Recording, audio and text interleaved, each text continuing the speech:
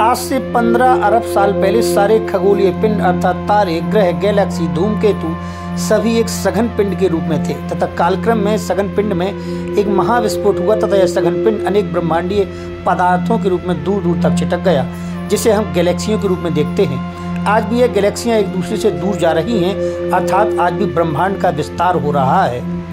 महाविस्फोट के बाद ब्रह्मांड कई गैलेक्सियों में बंट गया। एक केंद्र के चारों तरफ चक्कर लगाते अरबों तारों के समूह को गैलेक्सी कहते हैं और अनुमानतः ब्रह्मांड में 100 अरब गैलेक्सियां हैं और एक गैलेक्सी में लगभग 100 अरब तारे हैं।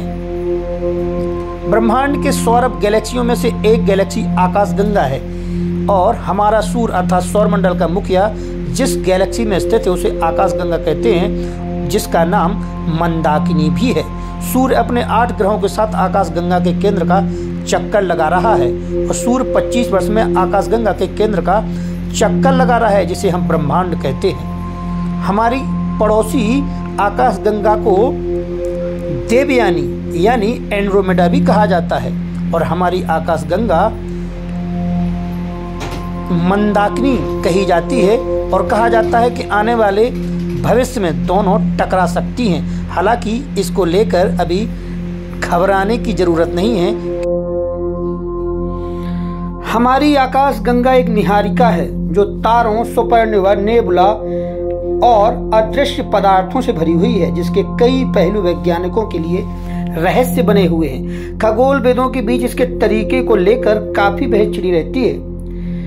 दूरबीन से हमें आकाशगंगा में केवल सबसे चमकीले तारे ही दिखते हैं, जबकि अधिकांश तारे तो गैस और धूल में ओझल हैं। जैसा कि सभी जानते हैं, हमारे ब्रह्मांड में करोड़ों तारे हैं और करोड़ों तारे मिलकर के आकाशगंगा बनाते हैं, जिसे गैलेक्सी भी कहा जाता है। आकाशगंगा में तारा संख्या का अनुमान लगाने का एक तरीका यह है कि यह देखा जाए कि इसके भीतर तारे कितनी तेजी से परिक्रमा कर रहे हैं। इससे आकाशगंगा में गुरुत्वाकर्षण खिंचाव का अंदाजा लगता है और गुरुत्वाकर्षण से आकाशगंगा के द्रव्यमान की गणना की जा सकती है।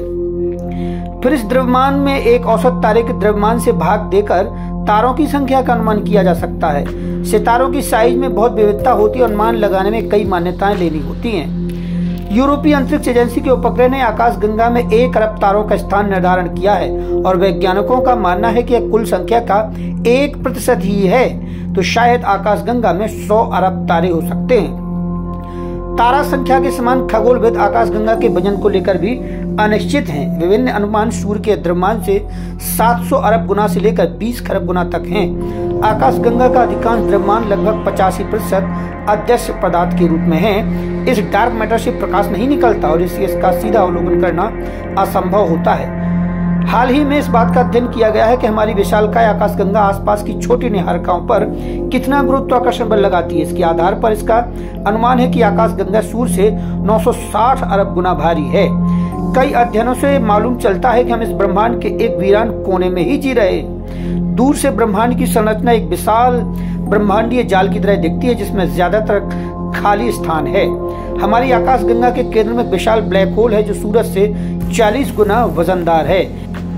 तारे आकाशगंगा के केंद्र में निहायत ही भारी भरकम पिंड की परिक्रमा कर रहे हैं जो दिखाई नहीं देता। हाल ही में खगोलविद ब्लैक होल के आसपास के वातावरण जो गैस और धूल से भरा हुआ है की चमक पाने के लिए कई रेडियो दूरबीनों के अवलोकनों का मिलाजुला अध्ययन कर रहे हैं।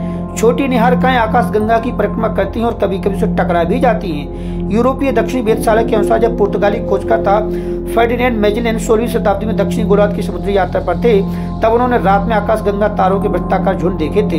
ये झुंड वास्तव में छोटी छोटी निहारिकाएं हैं जो हमारी आकाशगंगा की परिक्रमा ठीक उसी तरह करती हैं जैसे किसी ग्रह तारे के चारों ओर चक्कर काटते हैं। इन्हें छोटे और बड़े मेजेलेनिक बादल कहते हैं।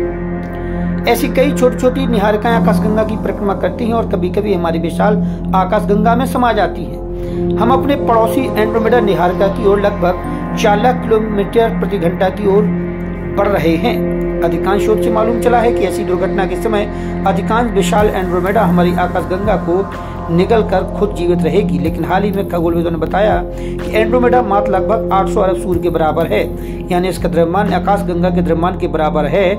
तो कौन सी निहारिका इस दुर्घटना में बची रहेगी, यह एक बड़ा सवाल है। हमारी पड़ोसी निहारिका के तारे आकाशगंगा के करीब आ रहे हैं और हमारी आकाशगंगा का नाम जैसा कि सभी जानते हैं देवयानी है और हमारी पड़ोसी आकाशगंगा एंड्रोमेडा कहलाती है।